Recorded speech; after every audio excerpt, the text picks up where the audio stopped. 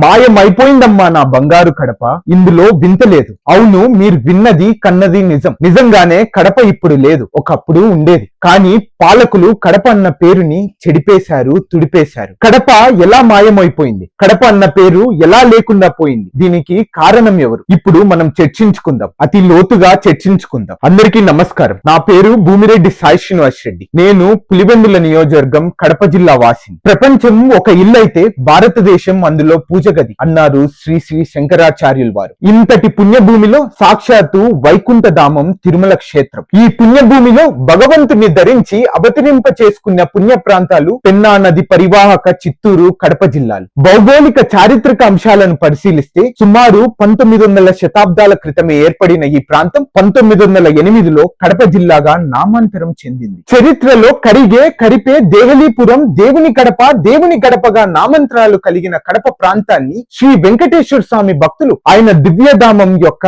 గడపగా భావిస్తారు. ఉత్తర దేశ ప్రజలంతా ఆ దేవదేవుని దర్శనానికి వస్తూ దేవదేవుని తొలి గడప ద్వారానే శేషాచలం అధిరోహించి స్వామివారిని దర్శనం చేసుకుంటారు. అందుకే ఈ జిల్లాకు దేవుని గడపగా కాలక్రమంలో కడపగా పేరు స్థిరపడింది. ఇది చరిత్ర. దేశంలో బ్రిటిష్ అధికారిక వ్యవస్థ సమయంలో కూడా ఈ జిల్లాను కడపగానే పిలిచేవారు. ప్రముఖ తెలుగు భాషా సేవకులు సిపి బ్రౌన్ గారు కూడా తన నిఘంటువులో కడప ప్రాంతాన్ని భక్తులు తాము దర్శించే దేవుని తొలి గడపగా కడప ప్రాంతమని పేర్కొన్నారు. ఇంతటి చరిత్ర ఉన్న కడప జిల్లాను 2010లో వైఎస్ఆర్ కడప జిల్లాగా ప్రకటించారు. ఆ దివంగత నేత వైఎస్ రాజశేఖర రెడ్డి ఈ జిల్లాకు చెందిన వ్యక్తి కావడంతో రాష్ట్రానికి ఆయన చేసిన సేవల నిదర్శనంగా కడప జిల్లా పేరును వైఎస్ఆర్ కడపగా మార్చారు. అయితే ప్రభుత్వాలు మారిన తర్వాత 2019లో ఈ వైఎస్ఆర్ కడప జిల్లాను వైఎస్ఆర్ జిల్లాగా మార్చేసి ప్రభుత్వం ఆదేశాలు జారీ చేసింది. సాక్షాత్తు కలియుగ దైవం శ్రీ వెంకటేశ్వర స్వామి కొలువైన